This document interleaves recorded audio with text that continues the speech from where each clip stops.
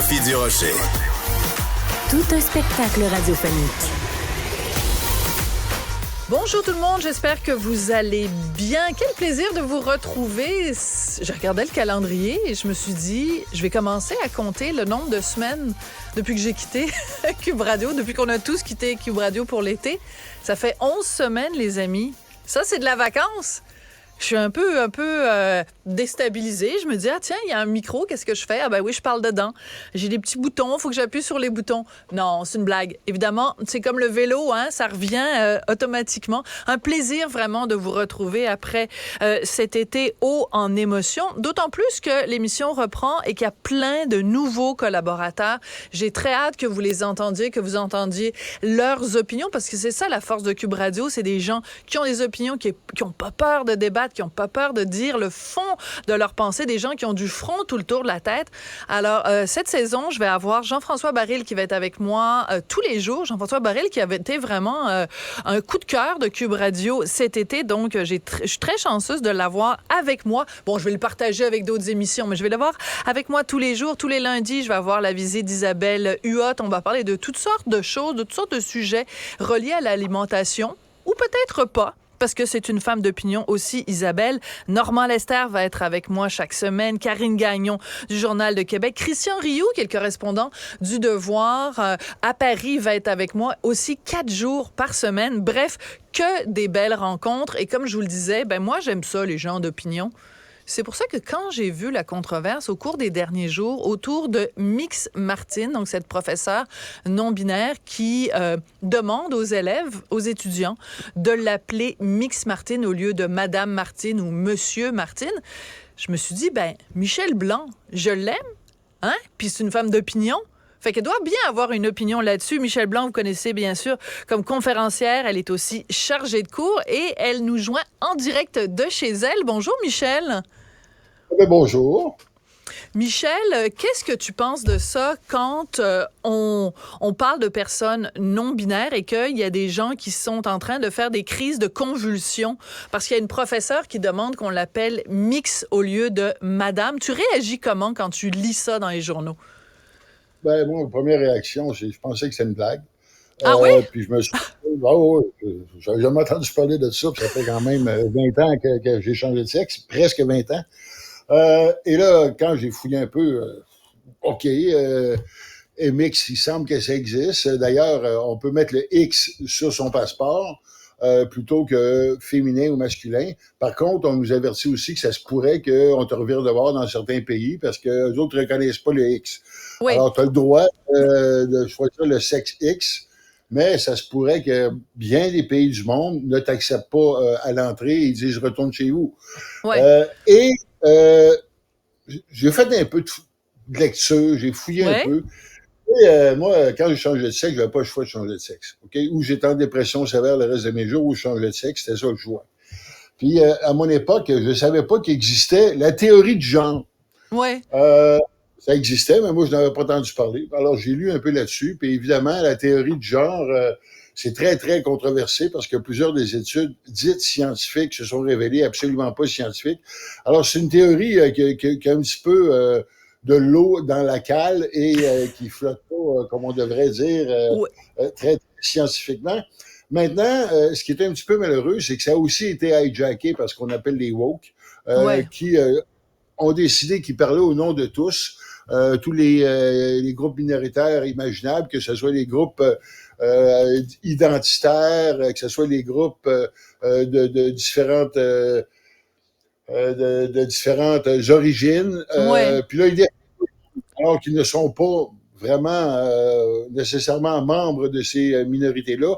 Et ils disent parler au nom de ces minorités-là et ils font des demandes toutes les plus extravagantes les unes que les autres, sans arrêt. Alors, mais Oui, on n'a pas accepté. Mais ça, c'est intéressant parce que, donc, toi, quand tu as changé de genre, quand tu es passé d'un corps masculin à un corps féminin, donc quand tu es devenue une femme transgenre, j'imagine qu'à partir de ce moment-là, tu as demandé qu'on t'appelle madame. Mais donc, tu trouves ça extravagant de se faire appeler mix? Je dis pas que c'est extravagant. Je dis qu'il est peut-être un peu tôt pour demander de tels changements. Ah Puis oui. comme l'a dit M. Drainville, oui, ça mérite discussion. Oui, c'est pas parce que quelqu'un se lève un matin, puis il lève la main, puis il dit on va m'appeler mix, il faut que la société change au complet, puis ils disent à partir de maintenant, on va appeler les gens mix. Oui, ça mérite discussion. Il y a sûrement des arguments pour et il y a sûrement des arguments contre. J'aimerais les entendre. J'aimerais qu'on fasse le tour de la question, un peu comme quand on demandait en mon nom qu'on fasse des toilettes transsexuelles. Non, moi je veux pas de toilettes transsexuelles. Je veux qu'on me foute la paix quand je vais aux toilettes. De la même manière. Mais tu vas à la toilette des femmes? Tu vas à la toilette des femmes. Bien sûr, tu es une femme. Oui, ou je vais à la toilette des handicapés parce qu'elle est plus propre, elle est plus grande, puis tu fais moins écœurer. Mais tu sais, oui, ça demande réflexion. Tu sais, c'est comme on disait, parent 1, parent 2. Pourquoi? Pourquoi pas, tu biffes maman, tu écris papa, papa, ou tu biffes. Je suis tellement d'accord papa, avec toi. Pourquoi faire. Tu sais, à un moment donné, là, puis je comprends, les organisations, ils marchent sur des œufs. Hein? On va dire oui à tout, de peur de se faire critiquer. Sauf qu'à un moment donné, là, le ridicule ne tue pas, mais le ridicule, ça demeure du ridicule. Puis que la société change, oui, mais la société n'a pas changé à la vitesse de l'éclair. L'autre chose aussi qu'on ne dit pas assez souvent, c'est oui, tout le monde a droit au respect. Mais oui aussi, les minorités ont une part de responsabilité. Moi, ça, c'est intéressant. C'est rare d'entendre ça. C'est rare d'entendre ça. C'est pour ça que je voulais te parler, Michel, parce que cette notion-là, justement, qui a été soulevée, entre autres, par une chroniqueuse de la presse qui disait que l'enseignante en question, elle demandait juste qu'on la respecte et que de l'appeler mix, c'était une forme de respect. Mais peut-être qu'on peut demander aussi à l'enseignante de respecter le fait que dans la société, 99,9% des gens s'identifient soit à madame ou à monsieur. Tout à fait. Puis elle a dit qu'elle apprécierait aussi qu'on l'appelle madame. Alors pourquoi, si ça ne la dérange pas qu'on l'appelle madame, pourquoi demander en plus qu'on t'appelle mix? Premier point. Deuxième point, tu sais, moi, quand quelqu'un me regarde de travers, là, mon premier réflexe, c'est pas de dire parce que je suis une trans. Peut-être que c'est parce qu'ils m'aiment pas la face. Tu sais? Ouais. Bon. Mais il y a des gens que leur premier réflexe, c'est je suis différent, ça doit être ça, c'est ma différence qu'ils n'aiment pas. Alors que ça peut être tout autre chose. Tu sais, il y a du monde qui m'aimait pas la face avant que je change de sexe. Je m'attends qu'il y a du monde qui m'aimera pas la face après. Tu sais? Bon. Ouais. Fait que, tu sais, il faut pas. On a une part de responsabilité. Faut pas être paranoïaque. Non, c'est ça. Non, puis c'est sûr qu'au début de ta transition, là, t'es paranoïaque, c'est normal. Parce qu'effectivement, j'ai vécu du mépris de façon outrageuse. Oui. Mais avec le temps, ça s'est calmé un peu. Puis c'est sûr que c'est pas facile pour les gens de la diversité, quels qu'ils soient. Mais moi, là, je veux pas être chargé de cours à HEC ou engagé pour une entreprise par consultante parce que je suis une trans. Je veux qu'on m'engage parce que je suis compétente. Puis là, si on commence à mettre des barèmes, si on commence à mettre des barèmes, puis à diluer, puis dire ils font pitié, gna gna gna. Non, moi je fais pas pitié. Puis tu sais, c'était un peu comme, tu sais, moi de faire un autre exemple là, Martin Luther King puis Black Panthers. Hein, les deux luttaient contre le racisme. Mais pas de la même façon. Tout à fait. Puis c'est un petit peu ça qu'il y a avec les mouvements woke qui disent lutter pour l'acceptation en faisant de la cancel culture, en faisant de la dénonciation, en bâillonnant les mondes, en valorisant la censure. Mais là, à un moment donné, excuse-moi, là, t'es-tu vraiment pour l'ouverture? Très bonne question. Moi, j'ai une question pour toi, Michel. J'ai une question pour toi, Michel, parce que, en effet, quand tu as fait ta transition il y a quelques années, c'était pas aussi courant. Je dis pas qu'il y a des personnes trans, ça reste quand même un phénomène minoritaire, mais disons qu'il y en avait pas beaucoup. Hein, c'était très minoritaire. C'est assez particulier parce que quand même la société a compris qu'il y a des gens qui étaient nés dans un corps masculin qui souhaitaient plutôt avoir une identité féminine et l'inverse aussi. Donc, c'était reconnaître qu'il y a réellement une différence biologique entre être un homme ou être une femme parce que sinon, on parlerait même pas de passer d'un genre à l'autre.